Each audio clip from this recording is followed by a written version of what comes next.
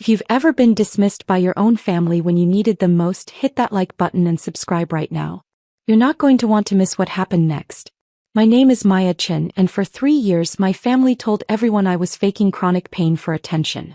What they didn't know was that while they were mocking my fake illness, I'd built a $73 million medical device company that revolutionized pain management technology. And the chief of neurology who'd been treating me? He was sitting right behind them at that family reunion, recording every word. But I'm getting ahead of myself. Growing up, I was the family success story. Straight A's, full scholarship to MIT, graduated top of my engineering class. My older brother Justin was the golden child. Charismatic, popular, terrible with money but great at convincing our parents he was destined for greatness. My younger sister Melissa followed his lead in everything, including treating me like the boring, studious oddball. Everything changed 4 years ago when I was 28. I'd been working as a senior engineer at a medical device firm in Boston when the symptoms started. First, it was just fatigue and muscle aches I attributed to long hours. Then came the stabbing pain in my joints, the brain fog so thick I'd forget entire conversations, the migraines that left me vomiting in my office bathroom. 6 months of tests. Dozens of doctors. Finally, diagnosis. Fibromyalgia, complicated by early-onset degenerative disc disease and a rare autoimmune condition. Chronic, incurable, debilitating. I called my parents from the neurologist's office, crying. My mom's first words? Are you sure you're not just stressed? You've always been dramatic about minor things. Dad added, your brother works 80-hour weeks and he's fine. Maybe you need to exercise more. That should have been my first warning. I moved back to Chicago to be closer to family while managing my conditions. Bad decision. Within 2 months, the family narrative shifted from Maya's stressed to Maya's faking for attention. The evidence? I looked fine on good days. I could sometimes walk without my cane. I smiled in photos. To them, chronic invisible illness meant I was lazy, manipulative, and pathetic. Justin led the charge. At Sunday dinners he'd do exaggerated limps, mocking my gait. Oh, I can't possibly help with dishes, my fibromyalgia is acting up. Everyone laughed. Including our parents. Melissa started posting on social media about her sister who claims to be disabled but somehow manages to go to coffee shops. The comments from extended family were brutal. Aunt Sarah, Dad's sister, became the loudest voice. Back in my day we worked through pain. This generation wants a trophy for breathing. The worst part? They started blocking my access to medical care. I was on Dad's insurance, he's a hospital administrator. When I got a referral to a specialist pain clinic, the claim was denied. When I asked Dad about it, he said, we're not wasting money on enabling your delusions. Mom went through my apartment when I was at a doctor's appointment and threw away my medications. You don't need these. You need therapy and a job. They pressured me to stop using my cane. You're embarrassing us in public. They told extended family I'd been fired for incompetence when I'd actually gone on medical leave. They started a family text chain without me, where they discussed intervention strategies for my Munchausen syndrome. I found out because Justin accidentally sent me a screenshot meant for Melissa. Mom says we need to cut Maya off completely. She'll never get better if we enable her. That was 18 months ago. That's when I stopped telling them anything real about my life. What my family didn't know was that I'd never stopped working. I just stopped telling them about it. During my good hours, the brief windows between pain flares when my brain was clear, I worked. From my apartment, in coffee shops, on cushioned chairs, from hospital waiting rooms. I freelanced as a medical device consultant, leveraging my MIT engineering degree and my intimate knowledge of chronic pain management. I noticed a massive gap in the market. Existing pain management devices were clunky, expensive, and ineffective for conditions like mine. TENS units that didn't work. Nerve stimulators that required surgery. Nothing portable, affordable, and actually helpful. So I designed something better. I used my savings and a small business loan to build a prototype. A wearable device that combined TENS therapy, heat therapy, and biofeedback sensors in a sleek, discreet band. It looked like a fitness tracker but provided targeted pain relief based on real-time nerve activity readings. I called it Neuropulse. I tested it on myself first. Then I found a small clinical trial through my neurologist, Dr. Marcus Rivera, the chief of neurology at Northwestern Memorial Hospital. He'd been one of the only doctors who truly believed me, who listened, who saw my pain as real and valid. Dr. Rivera became my mentor and my medical advocate. He introduced me to investors interested in pain management technology. He connected me with other chronic pain patients willing to test Neuropulse. He documented everything. Every appointment, every test result, every instance of my family's medical neglect. "You might need this someday," he told me during one appointment, holding up a folder. "People don't believe invisible illnesses until they see undeniable proof." The clinical trial results were revolutionary. 83% of participants reported significant pain reduction. 91% preferred Neuropulse to their current pain management solutions. Within 8 months, I had venture capital funding. Within a year, I had FDA approval. Within 18 months, Neuropulse Medical Devices was valued at $73 million. I hired a team of 12 employees, many of whom had chronic pain conditions themselves. I kept my CEO role quiet. I used my middle name professionally, Maya Lee, to keep family from Googling their way to my success. I worked from home most days, attended board meetings via video, and structured my schedule around my health needs. I made Forbes 30 Under 30 in healthcare. I spoke at medical conferences about patient-centered device design. I signed distribution deals with major hospital systems, including Northwestern Memorial, where my father worked in administration. He had no idea the breakthrough pain management device his hospital was purchasing came from me. My salary and stock options put me at $2.3 million in annual income. I paid off my medical debt. I bought an accessible condo with wide doorways and a walk-in tub. I finally had health insurance that actually covered my treatments. And I told my family nothing. Why? Because I needed to know the truth. Would they love me without money? Would they believe my illness was real even if I wasn't successful? Would they apologize for their cruelty if they had nothing to gain? I already knew the answer. But I wanted to watch them prove it. The family reunion was Aunt Sarah's idea. A chance to reconnect after Maya's troubled few years, according to the family group chat I'd been added back to. The invitation came with strings. "We expect you to attend without the dramatics. No canes, no talk about your conditions, and please dress appropriately. This isn't about you." I almost declined. But Dr. Rivera convinced me otherwise. "Maya, I've been documenting their medical neglect for 18 months, he said during my appointment 2 weeks before the reunion. "The interference with your care, the medication disposal, the insurance blocking. In some states, that's criminal elder abuse. You're under 35, but the principles apply. This is medical neglect of a dependent adult." He showed me the file. 37 documented instances. Recorded phone calls where Dad discussed denying my insurance claims. Text messages from Mom admitting she threw away my medication. Social media posts from Melissa encouraging others to stop enabling Maya's victim mentality. "I've been invited to your family's reunion," Dr. Rivera continued. "Aunt Sarah's husband works at Northwestern. I'm his wife's neurologist. She has no idea I'm your doctor, patient privacy laws, but I'll be there. If they publicly dismiss your conditions again, I want permission to intervene." "Why?" I asked. "Because what they're doing is dangerous. Because you're my patient and I advocate for all my patients. And because I'm tired of watching families destroy people with invisible illnesses." I gave him permission. I also called my lawyer Jennifer Park, who'd helped structure my company. "I need you on standby at the reunion. If things go the way I think they will, I'm finally ready to set boundaries." Jennifer had been pressuring me to pursue legal action against my family for months. She'd compiled evidence of fraud. Mom had opened credit cards in my name during my medical leave, racking up $47,000 in debt I'd only discovered during a credit check for business financing.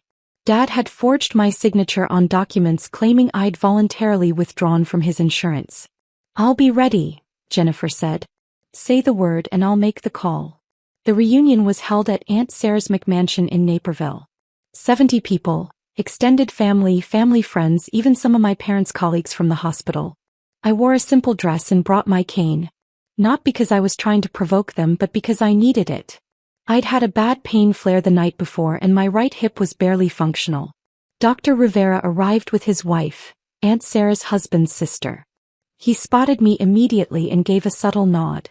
He was wearing a microphone disguised as a tie clip. Legal in Illinois, single-party consent for recordings.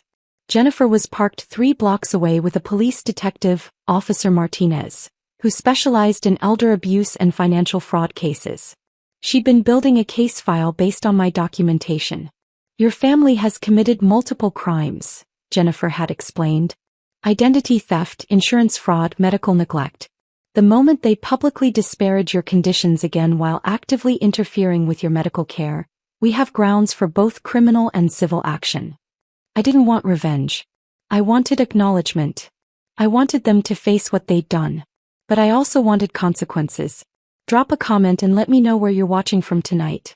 The reunion started pleasantly enough. I stayed in a corner chair with good back support, chatting with distant cousins who didn't know the family drama. Dr. Rivera and his wife mingled nearby, positioned with clear audio range. Then Justin spotted me. "Oh look, Maya brought her prop," he announced loudly, pointing at my cane. 20 people turned to look. "How much attention do you need today, sis?" Melissa joined in. "She probably practiced her limp in the mirror this morning." I said nothing. Just gripped my cane tighter. Mom approached with Aunt Sarah and 3 of Dad's hospital colleagues. "Maya, we need to talk about your attendance here. We specifically asked you not to make this about yourself." "I'm sitting quietly," I said. "I'm not making anything about anything." "The cane," Aunt Sarah interjected. "It's performative. We all know you're perfectly capable of walking normally. I've seen you at Target without it." "I have good days and bad days," I explained, keeping my voice level. "Today is a bad day." Dad joined the growing circle. "Maya, enough. We've enabled this long enough. You need to hear some hard truths." Then Mom did it. She turned to face the entire party and raised her voice. "Everyone, can I have your attention?" The room fell silent. "I want to address something," Mom continued. "My daughter Maya has been claiming to have fibromyalgia and several other conditions for 3 years now. She's been using these claims to avoid work, to get attention, and to make our family look bad." My heart pounded. This was it. "She's just pretending to have fibromyalgia," Mom announced, gesturing at me like I was evidence in a trial. "She's perfectly fine when she wants attention." Dad nodded enthusiastically. "We've tried everything. Therapy, interventions, tough love. She refuses to accept that she's healthy and just needs to work harder." Justin laughed. "Yeah, Maya's great at looking pathetic. Should have been an actress." Melissa pulled out her phone. "I'm actually making a TikTok series about family members who fake disabilities for sympathy. Maya's my inspiration." Aunt Sarah added, "In my professional opinion, I'm a retired nurse. Maya shows classic signs of Munchausen syndrome. She's addicted to victim status." I gripped my cane. My hands were shaking, from pain, from rage, from 3 years of gaslighting crashing down at once. Then Dr. Marcus Rivera stood up. "Excuse me," he said, his voice cutting through the room like a scalpel. "I'm Dr. Marcus Rivera, Chief of Neurology at Northwestern Memorial Hospital." The room froze. Dad's face went pale. He recognized Dr. Rivera from the hospital. Dr. Rivera walked toward my family, pulling a tablet from his bag. "I've been Maya's treating physician for 3 years. I've been standing here for the last 40 minutes listening to you publicly disparage and medically gaslight your daughter." He turned the tablet toward the crowd. "These are Maya's MRI results. Spinal degeneration at L4, L5 and L5, S1. Nerve impingement. Documented autoimmune markers. Fibromyalgia diagnosis confirmed by 3 independent specialists." Mom's mouth opened and closed soundlessly. "But here's what's truly disturbing," Dr. Rivera continued, his voice hardening. "I've also documented 37 instances of medical neglect and interference over the past 18 months.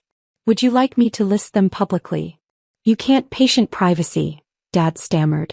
"Maya gave me explicit consent to disclose this information in situations where her medical care is being publicly undermined," Dr. Rivera said. He looked at me. "Maya?" I nodded. Dr. Rivera pulled up another document. "Patricia Chen, you admitted via text message to disposing of your daughter's prescribed medications on 3 separate occasions.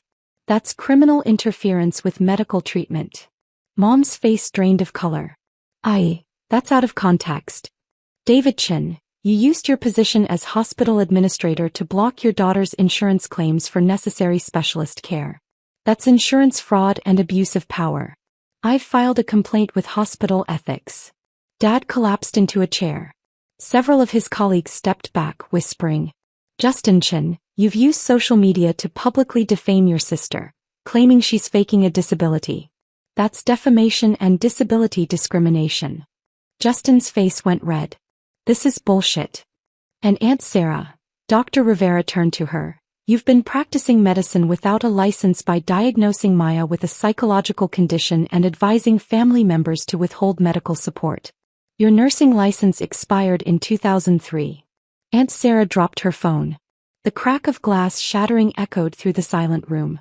Now, Dr. Rivera said calmly, would anyone else like to publicly comment on Maya's medical conditions? Because I have recordings of this entire conversation, and I'm prepared to use them in multiple legal proceedings. The room erupted in whispers. Extended family members stepped away from my parents. Dad's colleagues were filming on their phones. I stood up, leaning heavily on my cane. I have something to add. Mom looked at me with panic in her eyes. Maya, sweetheart, we can talk about this privately. No, I said firmly. You made this public. We're finishing it publicly. I pulled my own tablet from my bag. I'd come prepared. While you've been telling everyone I'm a faking, unemployed burden, I've been building something. I turned the tablet to show the screen. The Neuropulse Medical Devices homepage featuring my face and title, Maya Lee Chin, founder and CEO. Melissa gasped. Wait, that's the company. The company Dad's hospital just purchased 47 devices from? Yes. I pulled up the invoice. $847,000 purchase order. Signed by David Chin, hospital administrator. Dad's face went from pale to gray. That's you. Neuropulse Medical Devices is currently valued at $73 million, I continued. We've sold devices to over 300 hospitals nationwide. I made Forbes 30 under 30 in healthcare.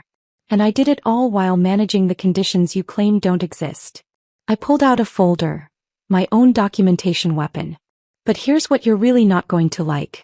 Mom, remember those credit cards you opened in my name? I have the documentation. $47,000 in fraudulent charges.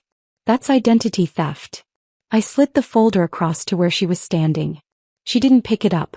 Dad, those insurance claim denials? I have copies of your emails discussing how to block my coverage. That's insurance fraud and abuse of dependent adult laws. Hit that subscribe button if you've ever had to set boundaries with toxic family, because what happened next will shock you. And everyone in this family who participated in the group chat about my Munchausen syndrome? I have screenshots. That's defamation, and in Illinois it's actionable. Justin tried to laugh it off. You can't sue your own family. The doorbell rang. Aunt Sarah went to answer it. 2 police officers and a woman in a business suit entered. The woman was Jennifer Park, my lawyer. Good evening, Jennifer said. I'm representing Maya Chin in multiple legal matters involving members of her family.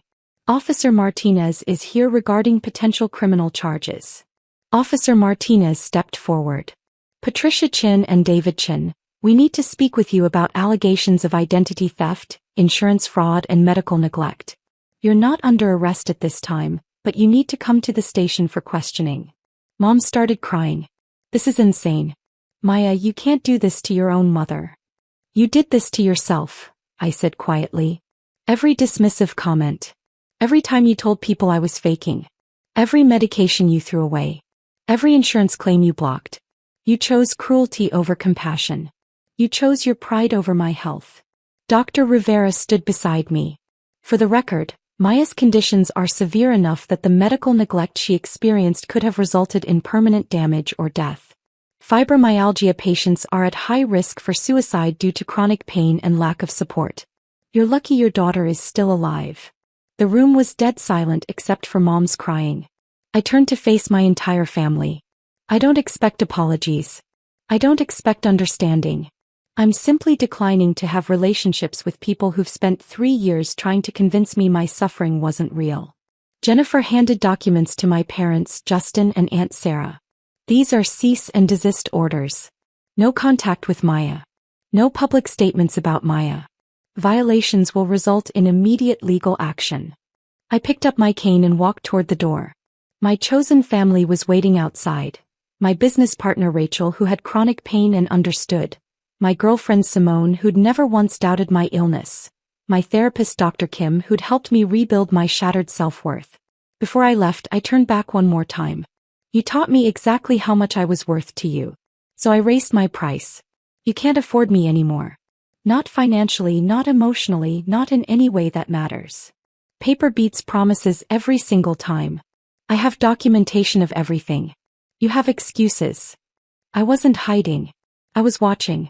Every time you dismissed me, you were building my case. Then I walked out.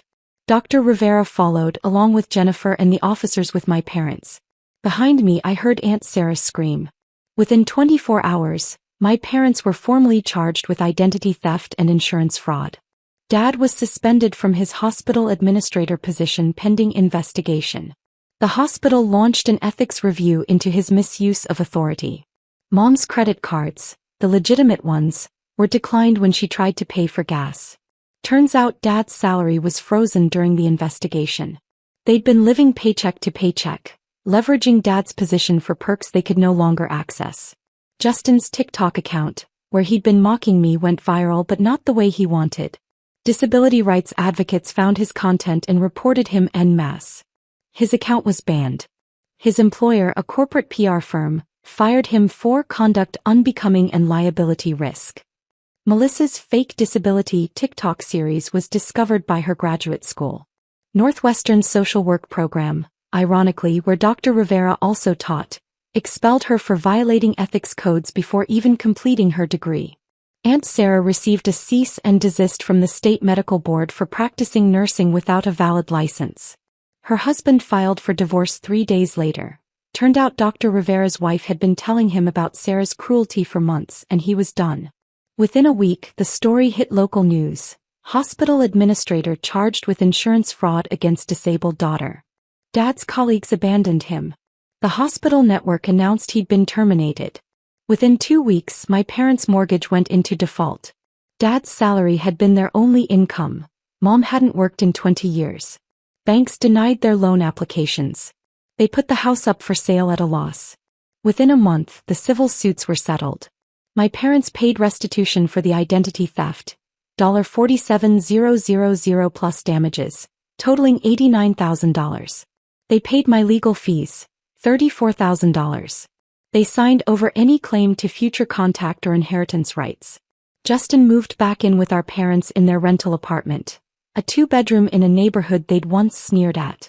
He was working as a night shift supervisor at Walgreens for $17 an hour. Melissa moved to Arizona to live with distant relatives, starting over with a ruined academic record. Dad pled guilty to insurance fraud and received 2 years probation, 300 hours of community service, and permanent prohibition from healthcare administration roles. Mom pled guilty to identity theft and received 18 months probation. Aunt Sarah's divorce was finalized. She lost the McMansion, the cars, and her social standing. Last I heard, she was working retail and living in a studio apartment. The extended family fractured. Half apologized to me and cut contact with my parents. Half tried to stay neutral and ended up trusted by neither side. Dr. Rivera testified in my case and became something of a hero in the chronic illness community. He started a foundation focused on medical advocacy for patients with invisible disabilities. My company grew. We launched Neuropulse 2.0 with even better pain management features. Valuation hit $127 million. Me. I kept building my life with people who'd earned their place in it. It's been 6 months since the reunion. I haven't spoken to my parents, Justin, Melissa, or Aunt Sarah since that night. The court orders remain in effect. My parents sent letters through their lawyer, groveling apologies, promises to do better, requests for reconciliation. I didn't respond. Jennifer handles all communication. Last month, Dad had a health scare, minor heart attack. Extended family reached out, trying to guilt me into visiting. He's your father. He could have died. I sent flowers to the hospital. The card read, "Wishing you a full recovery." May you receive better medical support than you provided me. I didn't visit. Some people think I'm cruel. That family should forgive family. That I'm holding a grudge. But here's what I learned. Forgiveness doesn't require relationship. I've forgiven them in the sense that I don't spend my energy hating them. I've moved on. But moving on doesn't mean moving back. They didn't just dismiss my illness. They actively harmed me. They stole from me. They endangered my health. They spent 3 years trying to convince me I was crazy. And when given the chance to apologize privately, they chose public humiliation instead. I don't owe them my presence. I don't owe them access to my success. I don't owe them the peace of mind that comes from my forgiveness, meaning reconciliation. I owe myself protection. I owe myself peace. I owe myself a life surrounded by people who believe me when I say I'm in pain. My chosen family is thriving. Simone and I moved in together. Rachel and I are developing Neuropulse 3.0 with AI-assisted pain prediction. Dr. Rivera serves on our medical advisory board. I still have fibromyalgia. I still have bad pain days. I still use my cane regularly. But I'm also running a multimillion-dollar company, changing lives and proving that disability and success aren't mutually exclusive. Last week I spoke at a chronic illness conference. 200 people with invisible disabilities, all fighting for recognition, for belief, for dignity. I told them my story. I showed them the photos from the reunion. The moment Dr. Rivera stood up, the moment my family's faces changed, the moment I walked out. And I told them what I wish someone had told me 3 years ago. Your pain is real. Your experience is valid. And you don't owe anyone access to you while they're denying your reality. You're not faking. You're not weak. You're not too sensitive. You're surviving something they can't see, and that makes you stronger than they'll ever understand. Build your life anyway. Build your success anyway. Build your happiness anyway. And when they finally see what you've become without them, don't look back. The room gave me a standing ovation. Those who could stand. Others raised their canes, their crutches, their hands. A room full of people who understood. That's my family now. As for my biological family, I hear they're struggling. Dad can't find work in healthcare. Mom had to get a job for the first time in decades. She's doing medical billing, ironically. Justin's still at Walgreens. Melissa's working at a call center. They lost their reputation, their financial stability, their comfortable life. All because they couldn't accept that their daughter was sick. Sometimes I wonder if they finally believe I was telling the truth. If Dad understands the irony of his hospital using my devices. If Mom regrets throwing away medication that could have helped me function. But mostly I don't think about them at all. I'm too busy living the life they said I was too sick to build. If you've ever had to walk away from toxic family to save yourself, tell me your story in the comments. What would you have done? Does any of this feel familiar? And if you're currently in a situation where family doesn't believe your invisible illness, hold on. Document everything. Build your support system. Believe in your own reality even when they don't. Your pain is real. Your strength is real. And your success will be the best revenge they never saw coming. Subscribe for more stories about people who proved everyone wrong. Because sometimes the best thing you can do for toxic family is succeed without them.